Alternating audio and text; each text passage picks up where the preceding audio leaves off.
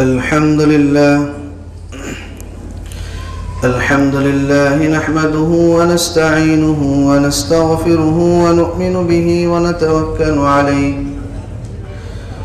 ونعوذ بالله من شرور أنفسنا ومن سيئات أعمالنا من يهده الله فلا مضل له ومن يضلله فلا هادي له ونشهد أن لا إله إلا الله وحده لا شريك له ونشهد أن سيدنا وسندنا وإمامنا وشفيعنا ومولانا محمدا عبده ورسوله قال الله تبارك وتعالى في القرآن الكريم أعوذ بالله من الشيطان الرجيم بسم الله الرحمن الرحيم سبحان الذي أسرى بعبده ليلا من المسجد الحرام إلى المسجد الأقصى الذي باركنا حوله لنريه من آياتنا إنه هو السميع البصير صدق الله العلي العظيم وقال النبي صلى الله عليه وسلم الصلاة معراج المؤمنين أو كما قال النبي صلى الله عليه وسلم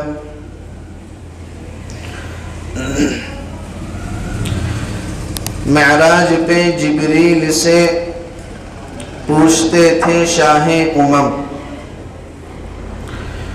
معراج پہ جبریل سے پوچھتے تھے شاہ امم تم نے تو دیکھا ہے جہاں بتلاؤ تو کیسے ہیں ہم روح الامی کہنے لگے اے مہجبی حق کی قسم روح الامی کہنے لگے اے مہجبی حق کی قسم آفاق ہا گروید ام مہر بتا ورزید ام بسیار خوبا دید ام لیکن تو چیزیں دیگری بسیار خوبا دید ام لیکن تو چیزیں دیگری اللہ کے محبوب سے کس کو مجالے ہم سری تو اسپری چابک تری وزبر گگل نازک تری تو اسپری چابک تری وزبر گگل نازک تری وزہر چے گوید بہتری حقا عجائب دل بری محترم بزرگوں اور عزیز ساتھیوں احادیث کی کتابوں میں معراج کا واقعہ مذکور ہے لیکن معراج جناب محمد الرسول اللہ صلی اللہ علیہ وسلم کو کس مہینے میں کرائی گئی اس بات کی تعیین موجود نہیں ہے بعض تاریخی حوالوں سے یہ بات پتہ چلتی ہے کہ پیغمبر علیہ السلام کو جو معراج کرائی گئی ہے وہ 27 رجب کو کرائی گئی ہے روایات اور اقوال اس کے مختلف بھی ہیں بعض نے محرم کہا ہے بعض نے رمضان کہا ہے اور بعض نے ربیع الاول بھی کہا ہے تاریخ جو بھی ہو مہینہ جو بھی ہو معراج اپنے آپ میں اللہ رب العزت کی ایک بہت بڑی نعمت ہے آپ نے سنا ہوگا کہ صبر کا جو پھل ہوتا ہے وہ میٹھا ہوتا ہے معراج بس وہی پھل ہے جو اللہ کے نبی کو دیا گیا کہ مکے کے اندر اللہ کے نبی علیہ السلام پر ظلم و ستم کے پہاڑ توڑے گئے طائف میں آپ کو لہو لہان کیا گیا آپ پر پتھر برسائے گئے آپ کے پیارے صحابہ پر ظلم و ستم کے پہاڑ توڑے گئے اس کے نتیجے میں اللہ رب العزت نے آپ کو معراج کرائی اور آپ کو اپنے پاس بلا کر تسلی دی۔ معراج کا سفر 2 حصوں پر تقسیم ہوتا ہے۔ پہلا حصہ ہے مسجد حرام سے مسجد اقصی کا، اس کو کہا جاتا ہے اسرا۔ عربی کے اندر اسرا یسری اسراءن کے معنی آتے ہیں رات میں چلنا۔ تو پہلا حصہ ہے اسرا کا جو مسجد حرام سے مسجد اقصی تک کا ہے۔ دوسرا حصہ ہے معراج کا۔ معراج کے معنی آتے ہیں سیڑھی کے، جو اللہ کے نبی نے مسجد اقصی سے 7 آسمان کا اور جنت اور جہنم کا اور سدرۃ المنتہا کا جو سفر طے کیا، اس کو کہا جاتا ہے معراج۔ دونوں کو جوڑ کر جو اس واقعے کو نام دیا جاتا ہے وہ اسرا و معراج کہا جاتا ہے۔ بعض حضرات جو ہے یہاں پر ایک نشاندہی کرتا چلوں کہ بعض لوگ اپنی بچیوں کا نام اسرا رکھتے ہیں۔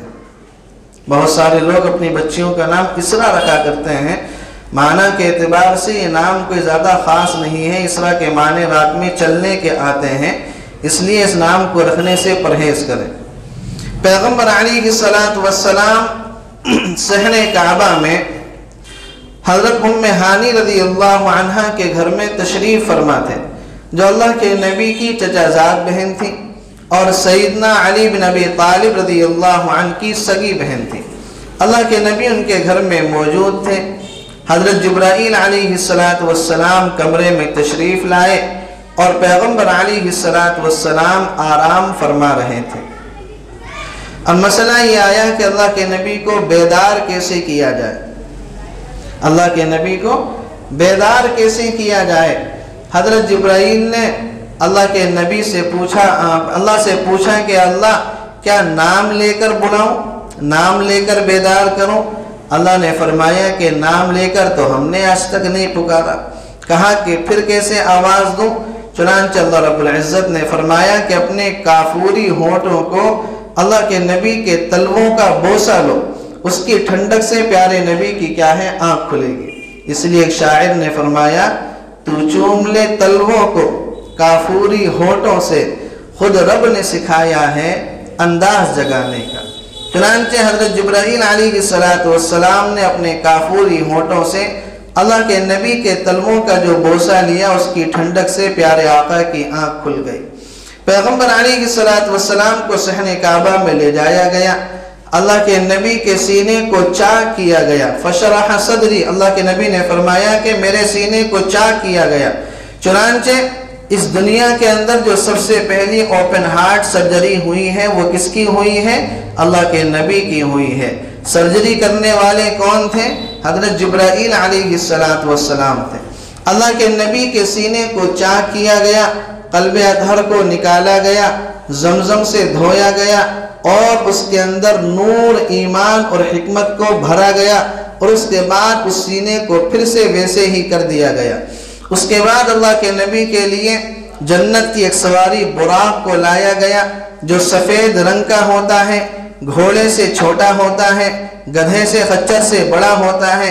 جنت کی سواری جس کی رفتار اتنی تیز کہ جہاں تک انسان کی نظر جاتی ہے وہاں پر اس کا قدم پڑتا ہے۔ اللہ کے نبی کے لیے براق کو لایا گیا، اللہ کے نبی کو براق پر سوار کیا گیا۔ براق شوخیاں کرنے لگا۔ حضرت جبرائیل نے فرمایا کہ شوخیاں کیوں کرتا ہے؟ آج تیرے اوپر جو ہستی سوار ہے وہ اس کائنات کی سب سے محبوب ہستی سوار ہے۔ چنانچہ پیچھے حضرت جبرائیل بیٹھے، آگے اللہ کے نبی کو بٹھایا گیا اور پھر اس سفر کو شروع کیا گیا۔ مسجد حرام سے یہ سفر شروع ہوا۔ راستے میں اللہ کے نبی کو مختلف جگہوں کے دیدار کرائے گئے، مختلف جگہوں کی زیارت کرائی گئی۔ اللہ کے نبی کو ایک جگہ دکھائی گئی، فرمایا کہ یہ وہ جگہ ہے جہاں آپ ہجرت کر کے تشریف لائیں گے۔ اللہ کے نبی کو حضرت موسیٰ کی بستی دکھائی گئی، فرعون کی باندی مشاطہ کی قبر اللہ کے نبی کو دکھائی گئی، اور اس طریقے سے مختلف چیزوں کے دیدار کرنے کے بعد اللہ کے نبی مسجد اقصی پہنچے۔ مسجد اقصی پہنچنے کے بعد حضرت جبرائیل علیہ السلام بھی اور اللہ کے نبی براق سے نیچے اترے۔ براق کو مسجد اقصی کے اندر ایک کھوٹی سے باندھا گیا، آج بھی وہ کھوٹی وہاں پر موجود ہے۔ اب سوال یہ پیدا ہوتا ہے، براق تو جنتی سواری تھی، اس کو باندھنے کی ضرورت کیا تھی؟ وہ تو ادھر ادھر نہیں بھاگتا، وہ تو کسی اور جگہ نہیں جاتا، لیکن امت کو تعلیم یہ دینا تھا کہ براق اس دنیا کے اندر موجود ہے اور دنیا کے اندر اسباب کو اختیار کرنا پڑتا ہے، بنا اسباب اختیار کرے کچھ نہیں ہوتا۔ لقمہ پلیٹ سے اڑ کر آدمی کے منہ میں خود بخود نہیں جاتا، پہلے اس کا نوالا بنایا جاتا ہے، اس کے بعد آدمی اس کو اپنے منہ میں لے کے جاتا ہے، پھر چبایا جاتا ہے، پھر وہ پیٹ کے اندر جاتا ہے، خود بخود اڑ کر تو آدمی کے پیٹ میں نہیں پہنچتا۔ دنیا دار الاسباب ہے، دنیا کے اندر اسباب کو اختیار کرنا پڑتا ہے۔ چنانچہ حضرت جبرائیل علیہ السلام نے اس براق کو ایک کھوٹی سے باندھا۔ اللہ کے نبی مسجد اقصی کے اندر تشریف لے گئے، تمام انبیاء موجود تھے، حضرت آدم سے لے کر حضرت عیسیٰ تک تمام نبی صفوں کے اندر موجود تھے۔ حضرت جبرائیل علیہ السلام نے اللہ کے نبی کو آگے کر دیا۔ اللہ کے نبی نے 2 رکعت نماز پڑھائی۔ 2 رکعت نماز پڑھانے کے بعد وہاں سے اللہ کے نبی کو امام الانبیاء کا خطاب ملا۔ اس کے بعد آپ کے لیے ایک تشت کو لایا گیا۔ اس تشت کے اندر 2 پیالے تھے، ایک پیالے کے اندر دودھ تھا، دوسرے پیالے کے اندر شراب تھی۔ اللہ کے نبی کے سامنے لایا گیا۔ اللہ کے نبی نے دودھ والے پیالے کو اٹھایا۔ حضرت جبرائیل علیہ السلام نے فرمایا، اخذت الفطرہ، آپ نے فطرت کو اختیار کیا ہے، اس لیے کہ دودھ کیا ہے؟ وہ انسان کی فطرت میں ہے۔ انسان بچہ سے بوڑھا ہو جاتا ہے لیکن اس کا دودھ نہیں چھوڑتا، لیکن شراب کیا ہے؟ وہ شراب فطرت نہیں ہے۔ پیغمبر علیہ السلام نے دودھ کو اختیار فرمایا تو حضرت جبرائیل نے فرمایا، اخذت الفطرہ، آپ نے فطرت کو اختیار کیا ہے۔ اگر آپ شراب کو اختیار کرتے تو آپ کی امت گمراہ ہو جاتی، اس لیے کہ باپ کا اثر بیٹے میں پڑتا ہے، باپ کا اثر اولاد میں پڑتا ہے۔ کتابوں میں لکھا ہوا ہے، الولد سر لابیہ، اولاد جو ہوتی ہیں وہ اپنے باپ کی رازدار ہوتی ہیں۔ جیسا باپ ہوتا ہے ویسی اولاد ہوتی ہے۔ باپ نیک ہوتا ہے اولاد نیک ہوتی ہے، باپ نمازی ہوتا ہے اولاد نمازی ہوتی ہے، باپ حلال کھاتا ہے اولاد حلال کھاتی ہے۔ لیکن اگر باپ کے اندر غلط اثرات ہوتے ہیں تو بیٹے کے اندر غلط اثرات پڑتے ہیں۔ باپ گٹکا کھاتا ہے اولاد گٹکے کھاتی ہے، باپ سگریٹ پیتا ہے اولاد سگریٹ پیتی ہے، باپ حرام کھاتا ہے اولاد حرام کھاتی ہے۔ الولد سر لابیہ، اولاد کیا ہوتی ہے؟ وہ اپنے باپ کی رازدار ہوتی ہے۔ اسی لیے پیغمبر علیہ السلام نے دودھ کو اختیار فرمایا، اللہ کے نبی نے شراب کو اختیار نہیں فرمایا۔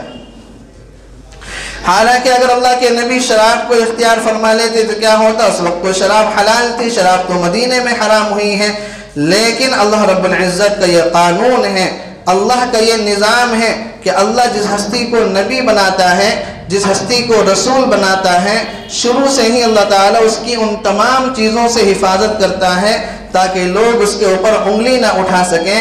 اللہ رب العزت اپنے نبی کی، اپنے رسول کی ان تمام چیزوں سے حفاظت کرتا ہے جو اس وقت تو حلال ہیں، بعد میں حرام ہونے والی ہیں۔ اس لیے اللہ کے نبی نے ساری زندگی کبھی شراب کو ہاتھ نہیں لگایا، نہ بچپن میں، نہ جوانی میں، نہ کسی اور وقت میں۔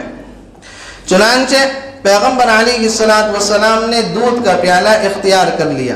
اس کے بعد اللہ کے نبی کا اب یہاں سے سفر شروع ہوا 7واں آسمان کا۔ براق کو ایک طرف کر دیا گیا۔ اب اللہ کے نبی کے لیے معراج کو لایا گیا۔ معراج کے معنی عربی میں آتے ہیں سیڑھی کے۔ کیا معنی آتے ہیں؟ معراج کے معنی سیڑھی کے۔ اللہ کے نبی کے لیے معراج کو سیڑھی کو لایا گیا۔ پیغمبر علیہ السلام اس پر سوار ہوئے اور اللہ کے نبی علیہ السلام اس آٹومیٹک چلنے والی سیڑھی پر کیا ہے؟ پہلے آسمان پر پہنچ گئے۔ سوال یہ پیدا ہوتا ہے کہ وہ سیڑھی اس وقت وہاں پر کہاں سے آئی؟ جواب یہ ہے، اللہ رب العزت نے انسانوں کو بنایا۔ انسان جب ایکسکلیٹر بنا سکتا ہے کہ آپ اس پر سوار ہو، وہ خود بخود آپ کو اوپر پہنچا دے گی۔ انسان کا بنانے والا جو خالق ہے، جو مالک ہے، جو رازق ہے، جو اللہ ہے، وہ اس طرح کی سیڑھی کیوں نہیں بنا سکتا جو اس پر آدمی سوار ہو، اس کو اوپر پہنچا دے؟ چنانچہ پیغمبر علیہ السلام کو معراج پر سوار کیا گیا۔ اللہ کے نبی علیہ السلام پہلے آسمان پر پہنچے۔ پہلے آسمان کا دروازہ کھٹکھٹایا گیا۔ حضرت جبرائیل نے دروازہ کھٹکھٹایا، اندر سے آواز آئی، کون؟ کہا کہ جبرائیل من معک، تمہارے ساتھ میں کون ہے؟ کہا کہ جی محمد۔ کہا کہ جی آئے ہیں یا بلایا گیا ہے؟ حضرت جبرائیل نے فرمایا کہ جی بلایا گیا ہے۔ دروازہ کھولا گیا، مرحبا کے الفاظ سے استقبال کیا گیا، اور وہاں پر اللہ کے نبی کی حضرت آدم علیہ السلام سے ملاقات ہوئی۔ آدم علیہ السلام سے ملاقات کرنے کے بعد اللہ کے نبی دوسرے آسمان پر چڑھے۔ دوسرے آسمان کا دروازہ کھٹکھٹایا گیا، اندر سے آواز آئی، کون؟ کہا کہ جی جبرائیل۔ ساتھ میں کون ہے؟ کہا کہ جی محمد۔ آئے ہیں یا بلایا گیا ہے؟ کہ جی بلایا گیا ہے۔ دروازہ کھولا گیا، مرحبا کے الفاظ سے استقبال کیا گیا، اور وہاں پر حضرت عیسیٰ علیہ السلام سے ملاقات ہوئی۔ ان سے ملاقات کرنے کے بعد تیسرے آسمان کی طرف چڑھے، دروازہ کھٹکھٹایا گیا، پوچھا کہ کون؟ کہا کہ جبرائیل۔ ساتھ میں کون ہے؟ کہا کہ جی محمد۔ آئے ہیں یا بلایا گیا ہے؟ کہ جی بلایا گیا ہے۔ چنانچہ دروازہ کھولا گیا، اور وہاں پر حضرت یوسف علیہ السلام سے ملاقات ہوئی۔ ان سے ملاقات کرنے کے بعد چوتھے آسمان پر پہنچے، وہاں بھی دروازہ کھٹکھٹایا گیا، اس کو کھلوایا گیا، اور وہاں پر حضرت ادریس علیہ السلام سے ملاقات ہوئی۔ چوتھے آسمان پر حضرت ادریس علیہ السلام سے ملاقات کرنے کے بعد پانچویں آسمان کی طرف بڑھے، اس کا بھی دروازہ کھلوایا گیا، وہاں پر حضرت ہارون علیہ السلام سے ملاقات ہوئی۔ چھٹے آسمان کی طرف بڑھے، وہاں پر حضرت موسیٰ علیہ السلام سے ملاقات ہوئی۔ ساتویں آسمان کی طرف بڑھے، دروازہ کھٹکھٹایا گیا، کہا کون؟ کہا کہ جبرائیل۔ ساتھ میں کون ہے؟ کہ جی محمد۔ آئے ہیں یا بلایا گیا ہے؟ کہ جی بلایا گیا ہے۔ دروازہ کھولا گیا، مرحبا کے الفاظ سے استقبال کیا گیا، اور وہاں پر حضرت عیسیٰ حضرت ابراہیم علیہ السلام سے ملاقات ہوئی۔ تو پہلے آسمان پر حضرت آدم سے، دوسرے آسمان پر حضرت عیسیٰ سے، تیسرے آسمان پر حضرت یوسف سے، چوتھے آسمان پر حضرت ادریس سے، پانچویں آسمان پر حضرت ہارون سے، چھٹے آسمان پر حضرت موسیٰ سے، ساتویں آسمان پر حضرت ابراہیم علی نبینا وعلیہم الصلاۃ والتسلیم سے ملاقات ہوئی۔ ان سے ملاقات کرنے کے بعد اللہ کے نبی علیہ السلام کو پھر جنت اور جہنم کی سیر کرائی گئی۔ اللہ کے نبی نے جنت کو دیکھا، جنت کے اندر ایک بڑا خوبصورت محل موجود ہے۔ اللہ کے نبی نے حضرت جبرائیل سے پوچھا کہ جی محل کس کا ہے؟ فرمایا گیا کہ جی عمر کا محل ہے۔ اللہ کے نبی علیہ السلام نے جب بعد میں حضرت عمر سے اس بات کا تذکرہ کیا کہ ہم نے جنت میں تمہارا بڑا خوبصورت محل دیکھا، دل یہ کرا کہ اندر جائیں، لیکن تمہاری غیرت سامنے آ گئی۔ سیدنا عمر فاروق رضی اللہ عنہ نے فرمایا، اللہ کے نبی اگر آپ میرے محل کے اندر قدم رکھتے تو میرے لیے خوش نصیبی کی علامت ہوتی۔ اس طریقے سے اللہ کے نبی علیہ السلام نے جنت کے اندر مختلف مناظر کو دیکھا، مختلف جگہوں کی اللہ کے نبی کو سیر کرائی گئی۔ اس کے بعد اللہ کے نبی کو جہنم کی سیر کرائی گئی۔ جہنم میں پیغمبر علیہ السلام نے مختلف قوموں کو دیکھا جو مختلف عذاب کے اندر مبتلا تھیں۔ چنانچہ اللہ کے نبی نے جہنم میں ایک قوم کو دیکھا کہ ان کے جو ناخن ہیں وہ لوہے کے، تانبے کے اور پیتل کے بنے ہوئے ہیں، اور اس سے وہ اپنے چہرے کو نوچ رہے ہیں اور کھرچ رہے ہیں اور زخمی کر رہے ہیں۔ اللہ کے نبی نے حضرت جبرائیل سے پوچھا کہ یہ کون لوگ ہیں؟ فرمایا کہ یہ وہ لوگ ہیں جو دنیا کے اندر اپنے بھائیوں کی غیبت کرتے تھے، چغل خوری کرتے تھے، ان کی برائیاں بیان کرتے تھے۔ آج اللہ رب العزت نے ان کو جہنم میں اس عذاب میں مبتلا کیا ہے۔ بتانا یہ ہے کہ دنیا کے اندر آدمی جو یہ کام کرے گا اس کو جہنم کے اندر اس انداز کی سزا ملنے والی ہے۔ اس کے بعد اللہ کے نبی تھوڑا اور آگے بڑھے، آپ نے دیکھا ہے کہ نہر کے اندر چند لوگ موجود ہیں، ان کے پیٹ بڑے بڑے مٹکوں کی طرح ہیں اور پتھر کو کھا رہے ہیں۔ اللہ کے نبی نے حضرت جبرائیل سے پوچھا کہ یہ کون لوگ ہیں؟ فرمایا یہ وہ لوگ ہیں جو دنیا کے اندر سود کھاتے تھے، دنیا کے اندر سود کا معاملہ کرتے تھے۔ اس لیے کہ پیغمبر علیہ السلام نے سود کے بارے میں ارشاد فرمایا کہ سود کا ایک درہم ایسا ہے جیسا کہ اپنی ماں سے 36 مرتبہ کوئی انسان منہ کالا کرے۔ اور اس کے بارے میں قرآن کریم میں اللہ رب العزت نے ارشاد فرمایا فَأَذَنُوا بِحَرْبٍ مِّنَ اللَّهِ وَرَسُولِهِ کہ یا تو آپ سود کو چھوڑ دو یا اللہ اس کے رسول سے جنگ کرنے کے لیے تیار ہو جاؤ۔ تو یہ اللہ کے نبی کو دکھلایا گیا کہ جو لوگ دنیا میں سود کھاتے ہیں، سود کا لین دین کرتے ہیں، سودی معاملات کرتے ہیں، سودی معاملات کے اندر مبتلا ہوتے ہیں، جہنم میں ان کو یہ سزا ملنے والی ہے کہ وہ ایک نہر کے اندر موجود ہوں گے، پیٹ ان کے بڑے بڑے مٹکوں کی طرح ہوں گے اور وہ پتھر کو کھا رہے ہوں گے۔ اللہ تعالی ہم سب کی حفاظت فرمائے۔ پیغمبر علیہ السلام اور آگے بڑھے۔ آگے اللہ کے نبی نے دیکھا کہ قوم موجود ہیں، مرد بھی ہیں، عورتیں بھی موجود ہیں، ان کے سامنے دو طرح کی ہانڈی موجود ہیں۔ ایک ہانڈی کے اندر عمدہ پکا ہوا گوشت موجود ہے، ایک ہانڈی کے اندر سڑا ہوا کچا گوشت موجود ہے۔ وہ لوگ عمدہ گوشت کو چھوڑ کر سڑے ہوئے گوشت کو کھا رہے ہیں۔ اللہ کے نبی نے پوچھا کہ یہ کون مرد ہیں؟ حضرت جبرائیل نے فرمایا یہ وہ مرد ہیں کہ جو شادی شدہ تھے، ان کے پاس ان کی حلال بیوی موجود تھی، لیکن وہ حلال بیوی کو چھوڑ کر حرام راستے کی طرف جاتے تھے، حرام طریقے سے لڑکیوں سے باتیں کرتے تھے، حرام طریقے سے لڑکیوں سے تعلقات رکھتے تھے۔ یہ وہ عورتیں ہیں کہ جن کے پاس حلال مرد موجود تھے، لیکن اپنے حلال مرد کو چھوڑ کر وہ کیا ہے، حرام مردوں سے باتیں کرتی تھی، ان سے فونوں پر کانٹیکٹ رکھتی تھی، ان سے کیا ہے تعلقات رکھتی تھی کہ اللہ تعالیٰ نے ان کو اس عذاب میں مبتلا کیا کہ وہ جہنم کے اندر عمدہ گوشت کو چھوڑ کر سڑا ہوا گوشت کیا ہے استعمال کریں گے۔ اس طریقے سے پیغمبر علیہ السلام کو مختلف عذاب جہنم کے اندر دکھلائے گئے۔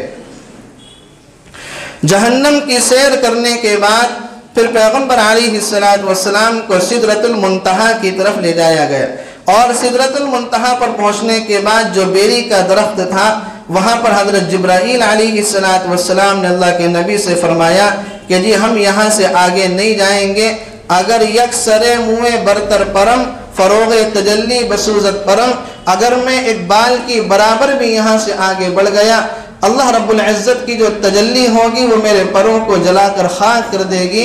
فروغ تجلی بسوزت پرم، چنانچہ حضرت جبرائیل علیہ السلام نے وہاں سے اللہ کے نبی کا ساتھ چھوڑ دیا۔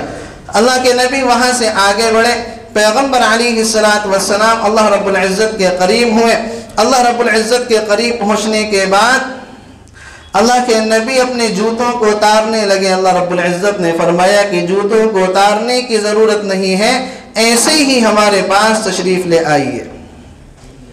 حضرت موسیٰ علیہ السلام جب وادی طور کے اندر گئے تھے اللہ رب العزت سے باتیں کرنے کے لیے، حضرت موسیٰ جوتوں کے ساتھ جا رہے تھے، اللہ نے کیا فرمایا؟ فَخْلَعْ نَعْلَيْكَ إِنَّكَ بِالْوَادِ الْمُقَدَّسِ طُوًى، موسیٰ اپنے جوتوں کو اتار دیجئے، آپ اس وقت بہت مقدس وادی کے اندر موجود ہیں۔ اپنے جوتوں کو اتار دیجئے، آپ اس وقت مقدس وادی کے اندر موجود ہیں۔ لیکن پیغمبر علیہ السلام کا جب نمبر آیا، اللہ کے نبی علیہ السلام ایسے ہی تشریف لے گئے۔ پھر کیا باتیں ہوئیں؟ ثم دنا فتدلى فكان قاب قوسين او ادنى، پھر اللہ کے نبی اللہ سے اتنا قریب ہو گئے جیسا کہ تیر کمان سے قریب ہوتی ہے، جیسے تیر کمان سے قریب ہوتا ہے۔ معراج کی باتیں کیا ہیں کوئی کیا دوسرا جانے ہیں، خدا کیا ہے نبی جانے، نبی کیا ہے خدا جانے۔ معراج میں اللہ اور اس کے رسول کی آپس میں کیا باتیں ہوئیں وہ اللہ بہتر جانتا ہے، اس کا رسول بہتر جانتا ہے۔ لیکن معراج میں پیغمبر علیہ السلام کو 3 تحفے ملے۔ کتنے تحفے ملے؟ 3 تحفے اللہ کے نبی علیہ السلام کو اللہ تعالیٰ نے دیے۔ سب سے پہلا تحفہ 50 نمازوں کا، سب سے پہلا تحفہ 50 نمازوں کا کہ آپ کی امت کیا ہے پر کیا ہے، ہم نے 50 نمازوں کو لازم کیا ہے۔ دوسرا تحفہ سورہ بقرہ کی آخری 2 آیات کا۔ تیسرا تحفہ کہ آپ کی امت اگر شرک کو نہیں کرے گی، شرک کے علاوہ آپ کی امت کے تمام گناہوں کو معاف کر دیا جائے گا۔ یہ 3 تحفے پیغمبر علیہ السلام کو ملے۔ اللہ کے نبی علیہ السلام جب اللہ سے باتیں کر کے واپس آئے تو راستے میں حضرت موسیٰ علیہ السلام سے ملاقات ہوئی۔ حضرت موسیٰ نے پوچھا کہ جی کیا ملا ہے آپ کو، کیا تحفے اللہ رب العزت نے دیے ہیں؟ اللہ کے نبی نے فرمایا کہ جی 50 نمازوں کا تحفہ ملا ہے۔ کتنی نمازوں کا؟ 50 نمازوں کا تحفہ ملا ہے۔ حضرت موسیٰ نے فرمایا کہ جی واپس جائیے آپ کی امت 50 نمازیں نہیں پڑھ سکتی، میں تجربہ کر چکا ہوں کہ بنی اسرائیل سے نہیں پڑھی جاتی تھی، آپ واپس جائیے اور اس میں کمی کرا کر لے کر آئیے۔ چنانچہ اللہ کے نبی علیہ السلام اللہ کے پاس واپس گئے، نمازوں کے اندر کمی کی درخواست کی اور 5 یا 10 نمازوں کی کمی کر دی گئی۔ پھر واپس میں ملاقات ہوئی کہ جی کیا ہوا، کہ جی نمازوں کے اندر کمی کر دی گئی۔ کتنی نمازیں بچی، کہ جی 40 بچی ہیں۔ کہا کہ جی جائیے اور بھی اور کمی کرا کر لائیے، آپ کی امت نہیں ادا کر سکتی۔ جاتے رہے 5 نمازیں رہ گئیں۔ حضرت موسیٰ علیہ السلام نے پوچھا کہ کیا ہوا، کہ جی 5 نمازوں کو فرض کیا ہے۔ حضرت موسیٰ نے فرمایا کہ جی واپس جائیے، آپ کی امت 5 بھی نہیں پڑھ سکے گی، میں بنو اسرائیل کو دیکھ چکا ہوں۔ اللہ کے نبی نے فرمایا کہ اب مجھے اپنے رب کے پاس جاتے ہوئے شرم آتی ہے، اب مجھے اپنے رب کے پاس جاتے ہوئے حیا آتی ہے۔ نئی بستی کے نوجوان کہنے لگے کہ جی موسیٰ علیہ السلام ایک مرتبہ اور بھیج دیتے تو ہمارا کام چل جاتا۔ حضرت موسیٰ علیہ السلام کو پتا تھی کہ امت نئی نمازیں پڑھ سکے گی۔ آپ دیکھیں کہ 50 نمازیں فرض ہوئی تھیں، اگر 50 نمازیں ویسے ہی باقی رہتی اور راستے میں حضرت موسیٰ سے ملاقات نہیں ہوتی تو ہم تو پورے دن ہاتھ میں لوٹا ہوتا اور مسلح ہوتا، پورے دن نمازیں پڑھتے رہتے۔ وہ تو قربان جائیے حضرت موسیٰ علیہ السلام پر کہ وہ راستے میں مل گئے اور انہوں نے تخفیف کروا دی۔ 5 نمازیں بچی، لیکن حضرت موسیٰ نے کہا کہ 5 بھی نہیں پڑھ پائے گی، اور امت کا وہی حال ہے۔ 5 پڑھنی بھی امت کے لیے بھاری ہے۔ صرف ہفتے میں 1 نماز پڑھتی ہے جمعے کی، اور اس پر بھی اتنا بڑا احسان ادا کرتی ہے کہ جس کا کوئی ٹھکانہ نہیں۔ نہ فجر کا پتہ، نہ ظہر کا پتہ، نہ عصر کا پتہ، نہ مغرب کا پتہ، نہ عشاء کا پتہ، پھر نہیں پتہ کہ پورے ہفتے مسجد کے اندر کیا ہو رہا ہے، کیا چل رہا ہے۔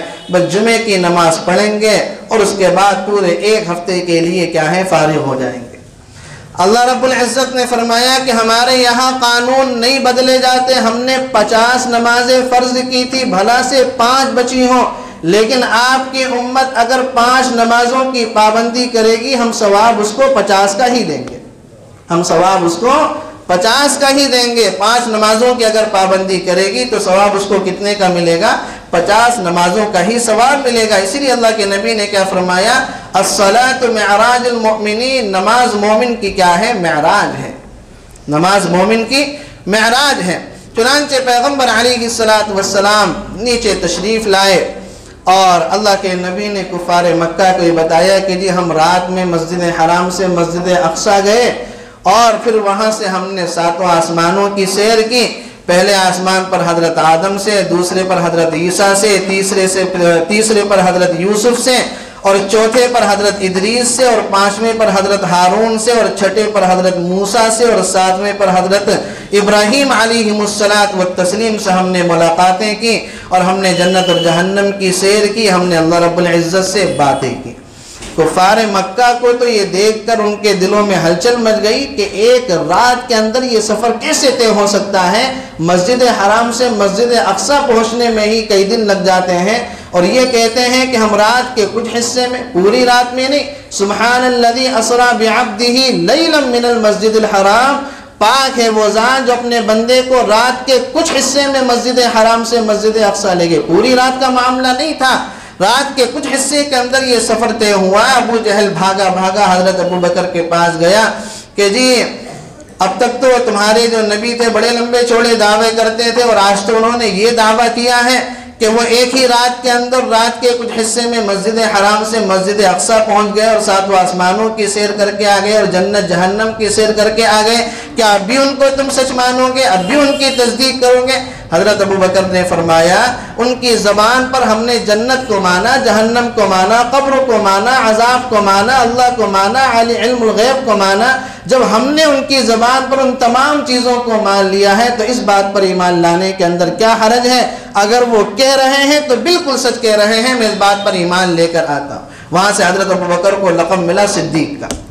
کیا لقب ملا؟ صدیق کا۔ چنانچہ کفار مکہ نے اللہ کے نبی کو گھیر لیا کہ جی بتائیں مسجد اقصی کے اندر کتنی کھڑکیاں ہیں، مسجد اقصی کے اندر کتنے دروازے ہیں، مسجد اقصی کے اندر کتنے روشن دان ہیں، کتنی صفیں، ذرا بتائیں۔